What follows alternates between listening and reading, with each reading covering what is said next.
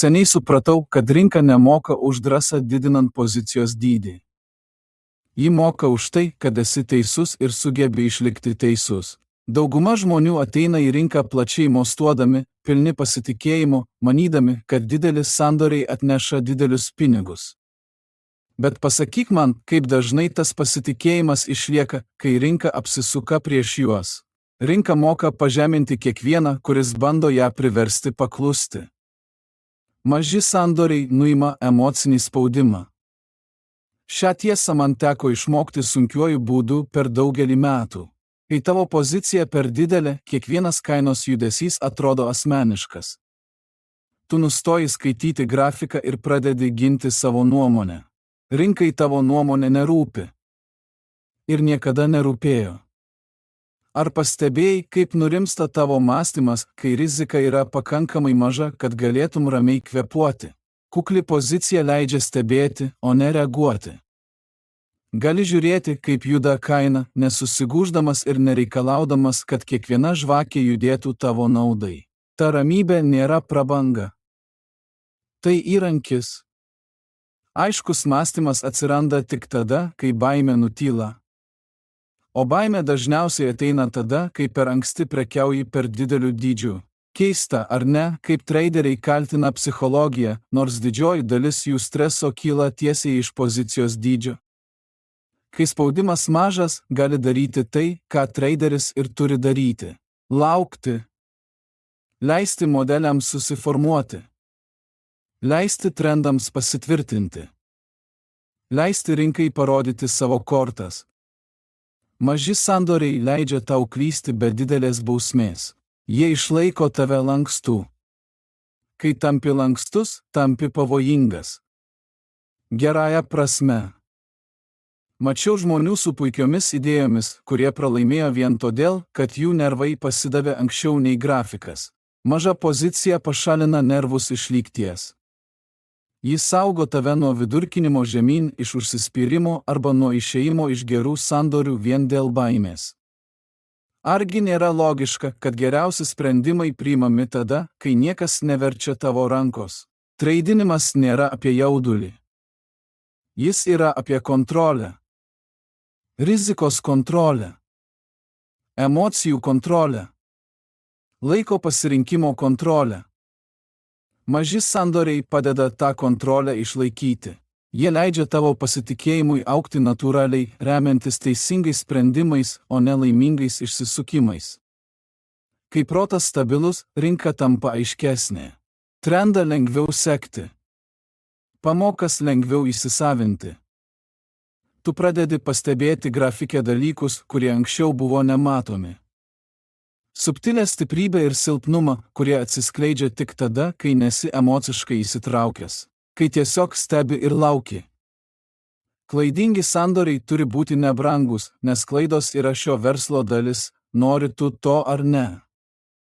Kiekvienas, kuris sako kitaip, tiesiog dar nebuvo rinkoje pakankamai ilgai. Tikslas niekada nebuvo neklysti. Tikslas buvo užtikrinti, kad klaida neturėtų didelės reikšmės. Argi nelengviau priimti klaidą, kai ji neišplėšia didelės dalies tavo kapitalo? Pigus nuostolis išlaiko tavo galvą švarę. Kai sandoris juda prieš tave, o žala maža, nejauti poreikio atsikovoti. Nesiginčiai su rinka ir nepradedi kurti priežasčių, kodėl kaina turėtų apsisukti. Tu tiesiog pasitrauki į šoną ir iš naujo įvertini situaciją. Taip mąsto profesionalai.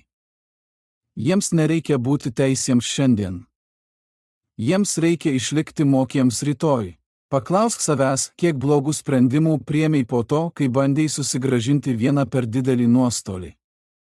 Brangios klaidos keičia elgesį. Jos verčia traderius dvejoti ties gerais setupais ir per stipriai reaguoti į silpnus. Traderis, nešiojantis emocinį bagažą, negali objektyviai skaityti grafiko. Kai nuostoliai laikomi maži, pasitikėjimas išlieka. O pasitikėjimas pastatytas ant disciplinos yra daug stipresnis nei pasitikėjimas pastatytas ant vilties. Aš visada tikėjau, kad rinka ima mokestį už mokslą. Protingas traderis pasirūpina, kad tas mokestis būtų mažas. Tu moki už pamokas, bet nepermoki. Kiekvienas mažas nuostolis yra informacija. Jis pasako kažką apie laiką, trendą, tavo paties kantrybę. Bet ta informacija naudinga tik tada, jei esi pakankamai ramus ją išgirsti. Laikydamas klaidingus sandorius nebrangius, tu taip pat išsaugai lankstumą. Gali pakeisti nuomonę be gailesčio. Gali įeiti iš naujo, kai sąlygos pagerėja. Nesi pririštas prie blogos idėjos vien todėl, kad jos atsisakyti tau kainavo per daug. Argi veiksmų laisvė nėra svarbesnė už išdidumą? Dideli nuostoliai neišmoko geresnių pamokų. Jie tiesiog sutrumpina karjeras. Maži nuostoliai leidžia išlikti žaidime pakankamai ilgai, kad atpažintum, kada rinka siūlo tikrą galimybę. Kai tikimybės tyliai pasislenka tavo naudai. Kai rinka vėl pradeda elgtis teisingai. Kai esi psichologiškai pasiruošęs veikti be baimės, be skubėjimo ir be praeities klaidų svorio ant kiekvieno sprendimo. Nes niekas taip greitai neužtemdo sprendimo kaip žinojimas, kad dar vienas klaidingas žingsnis gali skaudėti daug labiau nei turėtų. Leisk kainai įrodyti, kad esi teisus, nes nuomonė traderiui niekada neuždirbo nė cento. Rinka neapdovanoja už numatymą. Ji apdovanoja už patvirtinimą. Anksti išmokau, kad būti per anksti jaučiasi taip pat, kaip būti neteisiam. Ypač tada, kai rinka atsisako sekti tavo mintį. Ar pastebėjai, kaip užtikrintai atrodo idėja iki tos akimirkos, kai kaina su ja nesutinka? Traderio darbas nėra spėlioti. Jo darbas yra stebėti. Kaina papasakoja istoriją gerokai anksčiau nei naujienos. Gerokai anksčiau nei minia susigaudo. Kai lauki, kol kaina patvirtins tavo idėją, pašalini ego iš sandorio. Tu nebesistengi parodyti, koks esi protingas. Tu tiesiog reaguoji į tai, kas vyksta. Vien šis pokytis sutaupo daugiau pinigų nei dauguma strategijų. Niekada nepasitikėjau poziciją, kol rinka nesutiko su manimi. Teisingai besielgianti akcija turi tam tikrą jausmą. Ji juda lengvai, atsitraukia švelniai ir be dramos tęsia trendą. Kai kaina elgiasi tinkamai, didinti poziciją atrodo natūralu, beveik akivaizdu. Bet jei kaina dvejoja, stringa ar atrodo sunki, tai rinka tau kažką sako. Klausimas tik toks, ar tu klausaisi?